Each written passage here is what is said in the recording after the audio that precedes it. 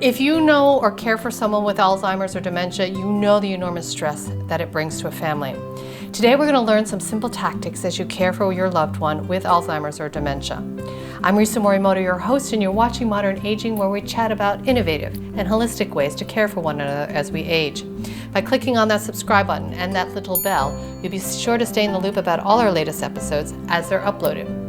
You can always also sign up onto our email list at thisismodernaging.com. So today, I'm going to talk with Alzheimer's care strategist, Carrie Mills.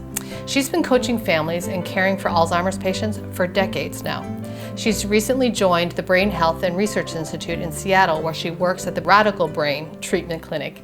If you haven't seen my chat with her about understanding Alzheimer's, you're definitely going to want to check that one out. I just love Carrie's energy. She shares some really useful and practical tips for families that they can use to alleviate the enormous stress and anxiety that this disease brings. So check it out. Carrie, thanks so much for talking with me today. Dementia is a very personal issue for me because it involves with my dad, who's had frontal temporal dementia now for 3 years. I love your view on dementia, and I love what you do, and I think it's so important, and I think that it's something that is going to continue to grow.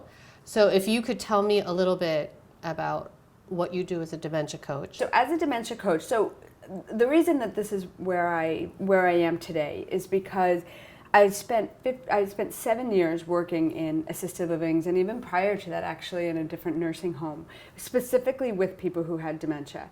And it was such a rich experience for me. Like, I loved it. I absolutely loved it. These people they're fun, they're disencumbered. So they're funny, they're present, you know exactly where you stand at all given moments, good, bad, or indifferent.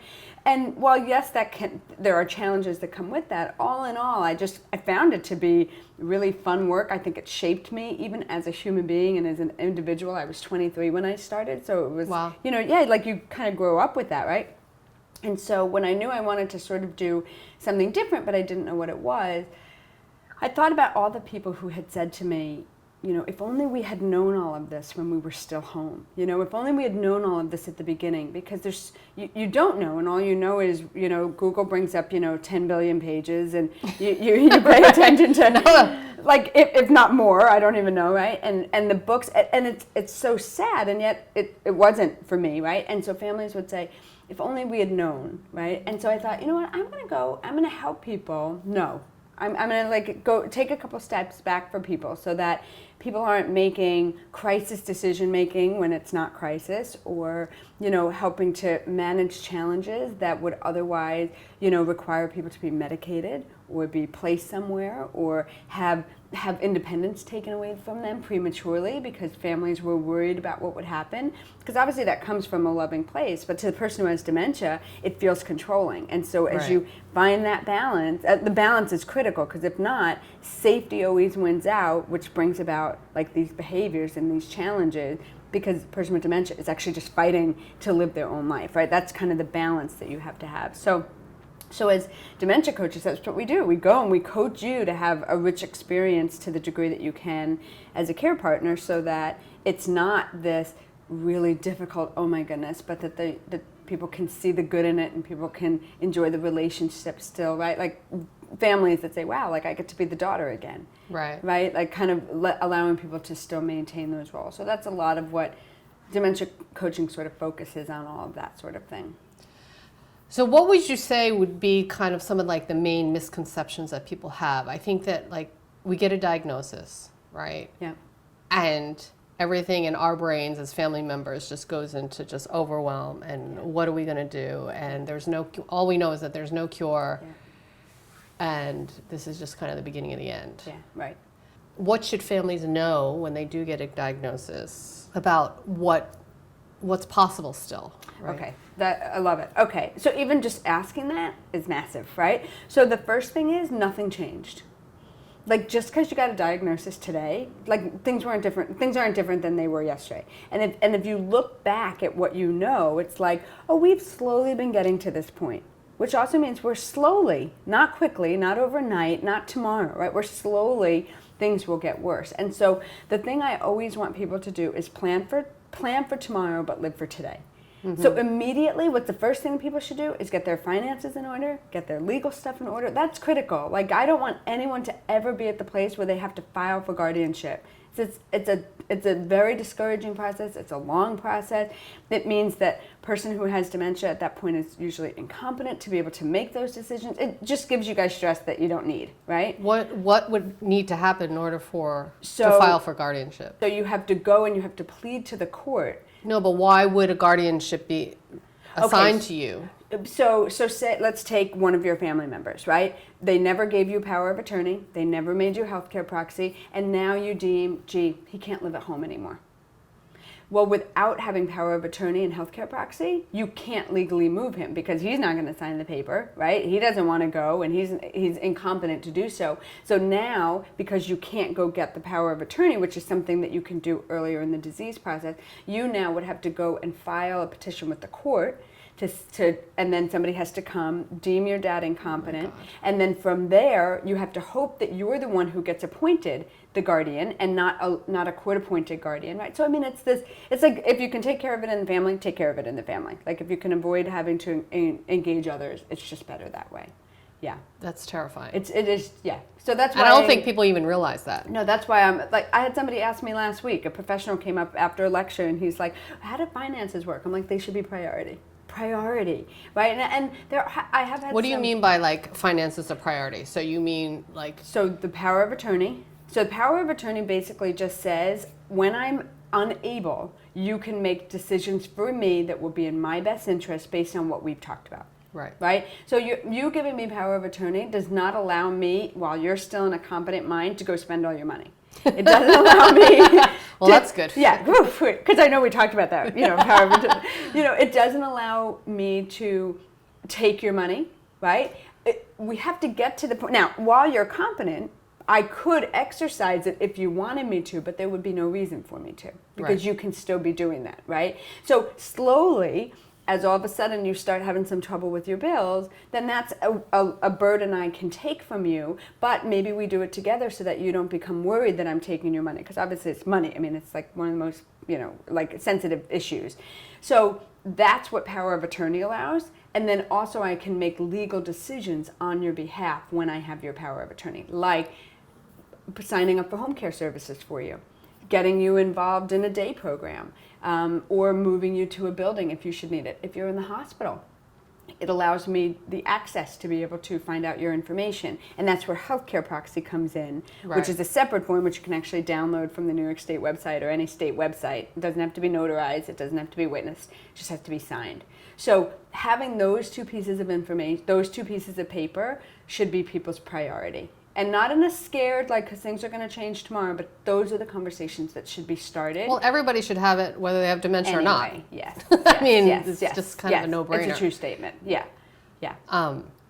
Okay, so we have finances in order. Now we have legal. So now mindset is important, right? So I've had families say, so I'm going to go look at a nursing home. I'm like, wow, really? And you're preparing for like 5 years from now, 7 years from now. Like, who does that? Slow down. Yeah, exactly. But they think like it's going to happen tomorrow because that's the fear that we have around this disease, right? Yeah. And yet the truth is, it's not going to happen tomorrow. I had one gentleman, he moved his mom from Massachusetts when I was working in assisted living. He moved her down. He himself took 2 Valium because he was so worried. And he was like, and I know next time I come to visit my mom, she won't remember me. Like, I ended up leaving before she did. And it was like 3 years later, and his mom still totally knew who he was. Like, and he was like, I thought, for sure in 6 months she would have forgotten me. So again, family members, this is the thing, is I don't want people to live in the stigma of this disease. Allow the relationship to be what it's going to be, right? So if all of a sudden I fall one day, don't assume, oh, gee, she fell, people with dementia fall, we have to make sure she never walks again. No, I fall. I'm Carrie Mills at 41 years old, and I fall. I mean, unfortunately, I do, right? I mean, it's like part of life that these things happen. So not assuming that every single thing that happens, right? I don't feel like eating today, her appetite's going down. What are we going to do about that, right? Gee, she's tired and depressed today. Gee, she's getting we should call the doctor. Like, things happen, right? And we have to look at what's a pattern and what's a one-off. When it becomes a pattern, then obviously we want to address it. But we have to give people the space to allow things to to happen that are unrelated to the disease process. So that's part of mindset, right? The other thing is that I would encourage people, like, get connected in your life. Figure out who's going to be part of your care team, right? So you have a son whom your dad loves like crazy, but he's never around and he's completely unreliable.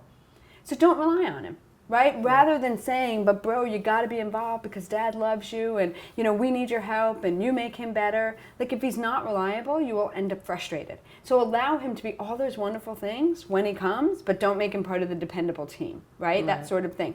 If there's a neighbor who wants to be involved, if there's friends who want to be involved, it's the job of the family to go and say, so here's the deal. We're dealing with Alzheimer's now. We're dealing with frontal temporal. We want to tell you a little bit about it so that you know when these things happen, how you should handle it. How you should just let it roll off your back, or it's okay to leave and come back. Whatever might be the right tactic in that moment. Right. You want the people on the care team to know, because otherwise they won't come around because they won't know what to do and they'll feel that they're more a burden than they are part of the support team. Right. So that's where, and obviously it's going to be people you trust and people you like, and that's hard if you're a private person. There's some people that want to go tell everybody their business. Those people will have a less hard time with this, right? But that's why even if your care team is made up of 2 people, then it's a team, right? And so now you have that intimacy so that nobody has to sort of shoulder this alone. Because it would be too difficult. It's difficult to run somebody else's life if you've never tried it. Just in general, it's a difficult thing. I'm married for 23 years. So I know. you've had periods of trying it. Yeah. Okay. But there are, I think, a lot of spouses that feel burdened with this, that don't seek out the help. Whether it's the person with dementia or the person who's caring for them, there's a lot of kind of stubbornness that comes in. That gets involved, right? I'm set in my ways and I don't need any help. We're fine. We're fine. Yeah. Do you have any thoughts on how to approach these topics, right, with mom and dad or whatever, because they feel like, something's going on and they need the extra help, but they may be resistant. Yeah. So spouses are really great for compensating, right? It's part of the marriage, especially if it's been a good one, and actually, believe it or not, especially if it's been a really bad one. The in-betweeners, I don't know, they don't struggle as much with it, but there's this overcompensation that takes place. Yeah. And a lot of times it's that they just say, like, I don't want to shackle my kids with this. The reality is the kids notice it, right? People always notice it. They might not know the extent of it.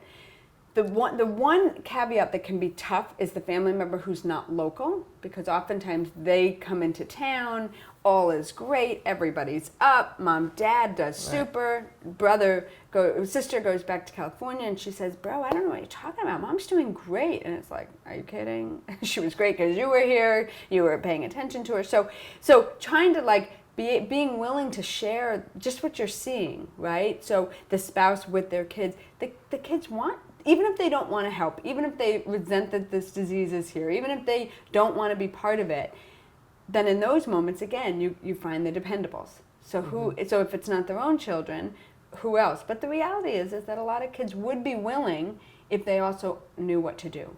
But when dad seems to be handling everything, right, the kids are sort of like, well, dad's always been tough. Dad can kind of do anything. So I guess I'll leave him be until he asks, right? Or dad was always super stubborn and always told So relationships come into all of this, which is what makes the caregiving so burdensome. Yeah, that's what happened to us. My dad was living in Vermont by himself for 30 plus years. Wow, okay. And we would get an occasional phone call from a friend saying something's not right. He's leaving the stove on a little too long. He's starting to buy the same things. I can see the hoarding, whatever. Yep. And we all kind of been like, and he is as tough as they come. Okay. So we're like, all right, we'll figure it out when it happens. But I think he's fine, right? He's fine. He never complains, never does anything. And then he tried to burn his house on fire by accident. Okay. Yeah. Do you have brothers and sisters? Yeah. Okay. One brother, one sister. Okay. So then that was the crisis that kind of brought him down. Yeah. So what's a real sign of dementia and Alzheimer's? And what's kind of, just aging, I forgot something. When should people start to be concerned to take to a doctor? Is it also better to take them sooner rather than later, or just let it go because we know there's no cure? Okay, yeah, that's a super loaded question. Yeah. So that's okay. No, we're going to tackle it. We're going to tackle it. So the first component is what you're looking for. So here's the thing. Alzheimer's disease is one disease that causes people to have dementia. Frontal temporal, like your dad, is another one. Lewy bodies is often associated with Parkinson's. And then you have people who have vascular, which is when they have mini stroke. So I'm answering the last question first, I guess, right? Because depending on what your diagnosis is, it's going to help you understand, like, then you'll have a picture of what the disease is going to look like. So, for instance, people with frontal temporal, especially who develop it earlier in life, like in 40s, 50s, 60s, it's a very short lifespan in comparison to vascular, where somebody could live 20 years, right? Or Alzheimer's disease, which is often somewhere between 10 and 15 years, right? So having a diagnosis helps you plan financially. It helps you have an idea like, okay, Alzheimer's is a fairly slow progressing disease if you develop it like in your 70s and 80s. People who have Alzheimer's in their 60s, it goes pretty quickly, right? Again, a couple of years as opposed to a decade. So that's where having a diagnosis is actually helpful. The thing is, even though we have really great testing, and especially in our area, like, they can do MRIs and they can really kind of try to narrow down what might really be going on. The other thing is there's things that, like, a person could have severe vitamin deficiency, a mineral deficiency, or somebody's not eating well and they're malnutritioned, or they have sleep apnea. So there's these other things that also can mimic dementia, right? These symptoms. So now going to your first question, which was what should be of concern. So anytime the stove is left on, even if you don't have dementia, you should be concerned. Like, good point. That is one of those things that, like, all of us, like, we should all be mindful enough that we're paying attention to things that will harm our safety. So if the person does it more than once, right, we're back to it's a pattern. We're starting to see a pattern. So that could be a cognition issue. It could be an attention issue, which all could be related to these progressive diseases. Somebody starting to repeat themselves more and more frequently, likely not normal aging. Sometimes it looks like this. Oh, so Reese, we have a doctor's appointment tomorrow morning at 10, okay? You'll be ready? Yes. Okay, so then I show up at 9 o'clock to tell you we have an appointment, and you have no recollection. So the minute, like that, the first time that happens, I need to, like, say to myself, did she hear me? Did I leave the house with her knowing about the appointment, or did I tell her when I first got there and then we had a 6-hour visit and it was and she didn't write it down? That's still a problem, but it's not as bad a problem of me leaving. The last thing we talk about is the appointment. It's 16 hours away. It's 2 days away, right? Whenever the timing is, and you have no recollection that I ever told you. That's not normal aging. So that would be something to be concerned about. And it might even be, Mom, I'll be back Tuesday, right? Today's Sunday, Mom, I'll be back on Tuesday, and we'll go food shopping. And Monday you get a call all worried. I don't have groceries, and when am I going to get them? And then you're like, well, wait a minute, Mom, do you recall us talking about that yesterday? Right? You don't want to say, Mom, I told you that already, because now you're not gauging what she already knows. But if she instead comes back and says, well, I know you said we were going to do that, but now you know, oh, okay, well, she does remember, but she has an anxiety problem, not a forgetful problem, right? Different problem, fortunately. Like, I'd rather people have some little extra anxiety, right? Not Alzheimer's. So those two, obviously, if anybody gets lost driving, like, that's a big one. If people are starting to talk about things that they've done with friends or things that they've been up to, but those things aren't happening. So, somebody maybe is saying, you know what, yeah, so I've been working really hard, and I was talking to some guys in the office, and it's like, you've been retired for 5 years. Like, the odds of that happening are fairly low. So, again, if one off, you don't worry about it, but the second time you start to see that, okay. And usually these things are subtle. The other one is sometimes people will, like, especially if they're driving, like, they'll get home late from the store, and the husband will ask the wife, so where you been? And she says, oh, you know what, I just got tied up. But did she not find her car when she came into the store? Did she kind of get lost in town? Did she get discombobulated when she was in the store, right? Like, these are the beginning signs, because people can age well and be a little bit forgetful, and oftentimes just won't want to do these things because they're actually more aware that like they have a problem. If that's the case, then they often might be willing to verbalize it, and then you want to take it serious, right? You never want to say to somebody, oh, it's normal, we all forget. You don't want to say that, because you want to use that opportunity to say, oh, well, why, what's going on? So that the person then might be able to share some stuff, and then from there you gauge, they say, oh, well, I've been waking up and I have these weird dreams, or, gee, I talked to my friend yesterday, but now I don't remember what she said. Like, then that's real helpful information for you. Like, oh, okay, like the problem might be worse than we thought, and it's worth going to a doctor. Thinking back, and this is what we did once my dad was in the hospital, he got lost a lot. He was starting to get lost a lot. But it was always a pride ego thing with him, right? And he would never admit that he was really lost or whatever. Right. He just happened to be driving around. He actually lost where he parked his car. Okay. When he was in Vermont, and then bought a new one because he couldn't find it. Wow, that's a little bit extreme. Yeah. But frontal temporal, that's not surprising. That sort of impulsive behavior, that's very characteristic with what your dad has. Which is funny, because even as someone who, like, before he had dementia, it was kind of his personality. So that's why it was really hard, and it was really hard for us to even approach him. Sure. We couldn't talk to him about it. Yeah. And I'm assuming that that's actually an issue for a lot of people. Like, how do you ask that question? Because after he was in the hospital, then he started to say things, something's wrong with my brain. Something's wrong with my brain. Okay. So it's clear that he was thinking about it, but just never wanted to verbalize it. Yep. Yeah, that is like, so this is the thing, is that people always say, oh, they have no idea. That's not true. In fact, in the early stages, they're fully aware. That would be like you and I, right, functioning right now, and then starting to lose pieces of what we're doing right now and not noticing it. I mean, of course they notice it, right? But would we want to admit it? That's a whole other story, right? And then especially depending on people's age, well, I'm just getting older. Right? Because I don't want to have Alzheimer's, because that's so scary, and that's the worst disease on the planet, and it's the one everybody's afraid of, and so I don't have that, but I'm just a little forgetful. Yeah. Right? No. That's where they're coming from. So how you have those conversations is I always say, put yourself in their shoes, right? Like if I was your dad, and I was a pretty proudful person, a pretty accomplished person, perhaps a fairly impulsive person to start with, what would make me open up, or what would make me be helpful if I was that person? Because everybody's different, right? So for me, as your dad, right? Well, I don't want people coming and telling me what to do, because that's not going to fly, right?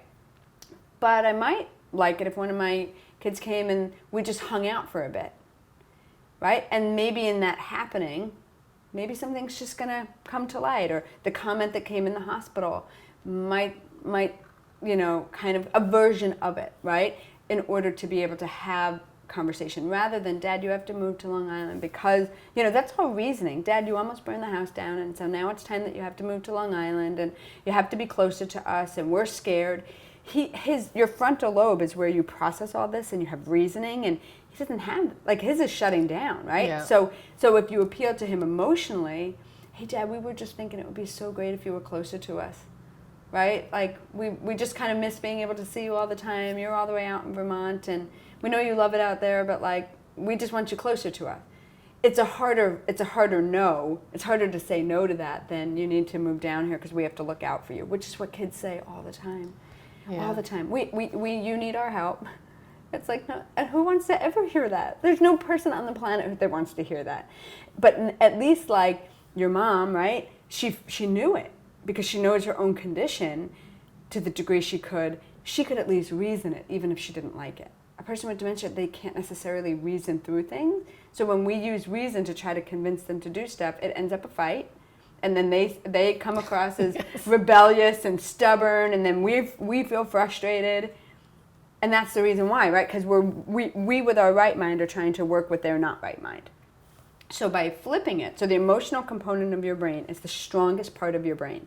So the more that you appeal to that and make people feel wanted, give things purpose, make people feel safe, make people feel helpful, then they're going to be a whole lot more inclined to do something, right? Will you try something? Could we just give this a go and see how it works out? right? It never has to be permanent. It never has to be forever. Like, why, right? We all know everything can change. So rather than putting those stipulations in place, we might think it's going to be forever, but it doesn't mean that we have to get somebody on board for forever, because what we talk about today, right, is sort of faded by tomorrow, if remembered at all. And a week from now, half of that conversation was gone anyway. Right. And the further in the disease process they are, the less takeaway there is from, what's happened in the past, as far as conversations and stuff like that. So how do we as caregivers, but you don't even call them caregivers, Right. You have a different term. We call them care partners. Well, we want people to be care partners. There are a lot of caregivers.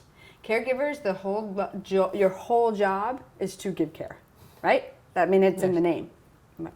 So that's an exhausting thing. It's an absolutely exhausting thing to constantly give to somebody else.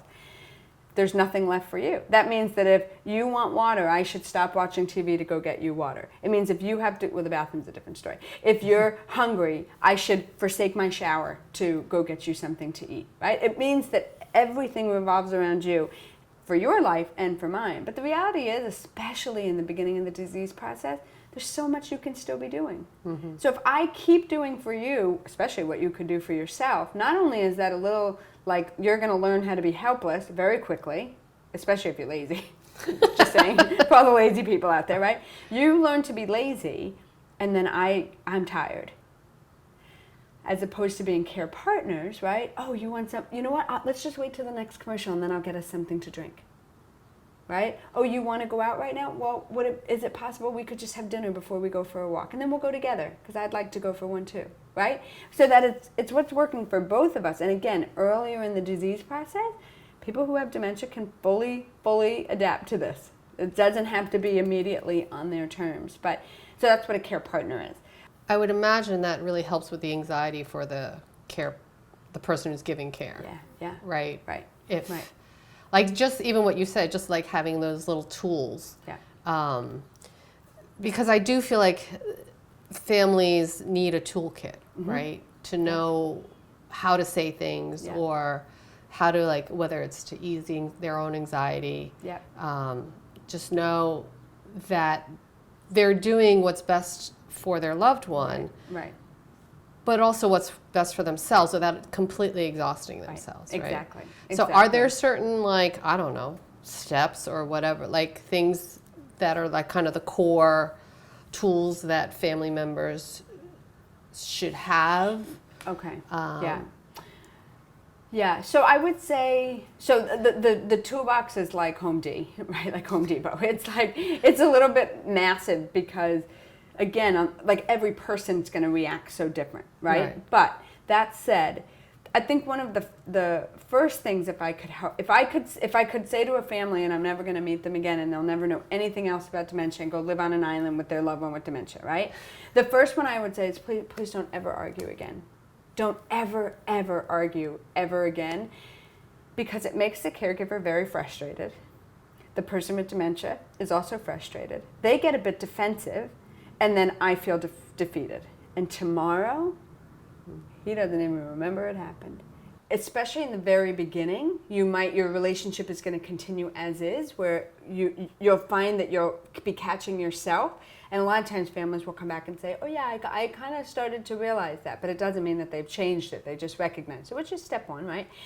But the reality is that if we get into an argument right now, because I told you 18,000 times to put the milk away and you don't, while that might have annoyed me my whole life in our marriage, that you never did it, now we're in a different place. And so where people had similar behaviors, that can actually be really hard for people to know to chalk it up to the disease. But the reality is, like, if we get in a fight about it, I put the milk away, we get in a fight about it, tomorrow the milk is out. So, right, I saved myself the grief by just putting the milk away. Is it annoying? Of course it is. But it was annoying for 18 years, right? And fighting didn't change anything anyway. It's certainly not going to make change while we're at where we're at. And a lot of times families think, well, if I tell them enough times, maybe they'll start to remember. And I can tell you, looking at brain scans, that's not true. That's not true. Yeah, you want it to be true, but it's not true. So that's the first one. The second thing I would say is that, like, not being right doesn't make you wrong. So if we have a conversation about, somewhere we're going to go tomorrow, we're going to go visit Sally tomorrow at 3:00, and tomorrow at 2:00 I say, oh, are you ready? We're going to go see Sally. And you say, well, you didn't tell me we're going to see Sally. By me saying, yes, I did. I told you yesterday. We were sitting in the living room. Don't you remember? Well, obviously, you don't remember, because if you remembered, you'd be ready for Sally. So if in that and then if you end up getting defensive with me, what are you talking about? Nobody told me that. Well, you just expect me to be ready in a minute. Right? So now it all escalates, as opposed to, I'm so sorry, I've had so much on my mind. And now you're willing to quickly get ready and we go to Sally without us having a fight. And no, the truth is I did tell you, but the reality is you didn't remember. So rather than me get so frustrated about it, I'm better off to just say it, and so we can go have a good time at Sally's house. So I think if people could take that in, those 2 points alone will actually begin to transform that relationship. Literally. And then the third thing I would say is listen. Listening is exhausting. It's hard. We don't all do a good job at it.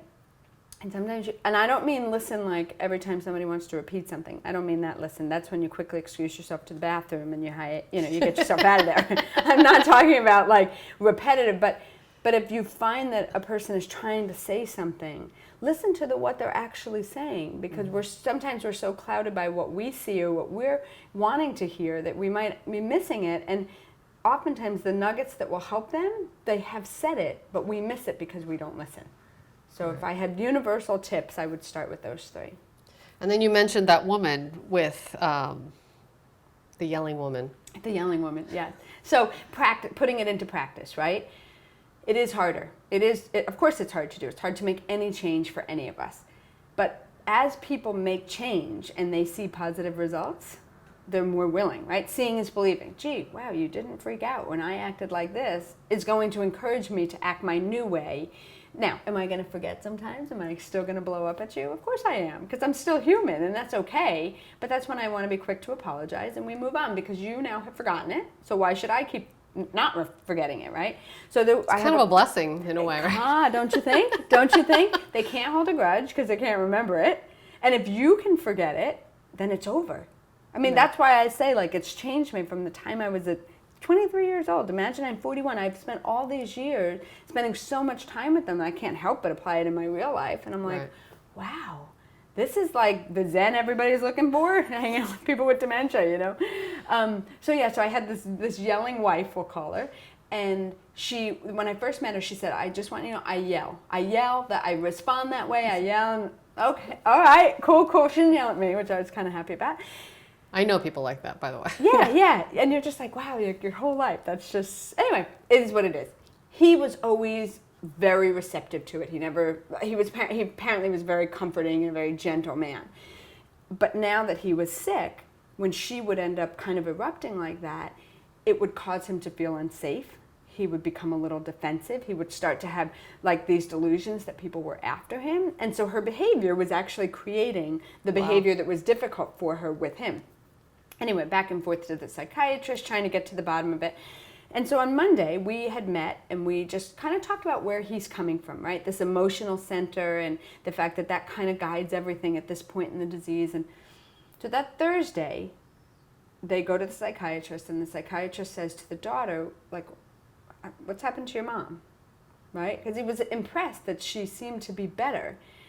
And and they said, oh, this woman, we met this woman Monday, right? And the reality was that on that Monday, we had talked about where he was coming from, right? And so, yes, it's hard to make this change. I'm asking an 89-year-old woman to make change to make her 92-year-old husband not have behavior, right? I mean, I know that's a tall order. And yet, I didn't ask her to. I just let her know the impact of what she was doing and how it affected him, that it made her change, right? And yes, I'm sure that it was not easy, but I don't think it was overly hard either. And then even the daughter... Especially if she was getting a result from it. Right? I mean, you'd be crazy not to want to change in those moments, right? Again, when you're conscious about it. It's different if something just comes flying out. But But yeah, so that's where the seeing is believing. And that's why I always tell people, when you mess up, who cares? They forgot, you forget, let's keep going, right? That is a gift with this disease, that you don't have to, what happens today won't last forever.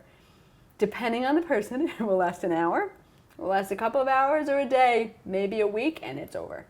The only things that tend to stick are the things where it's so emotional for somebody, like having their car taken away from them, getting fired from a job, right? Those are the sort of things that tend to be so deeply rooted that it's really hard to have somebody come back. I've seen it, but otherwise everything else goes away. So why should we, as the care partners, hold on to all of this hardship, and they get to go live free? Right.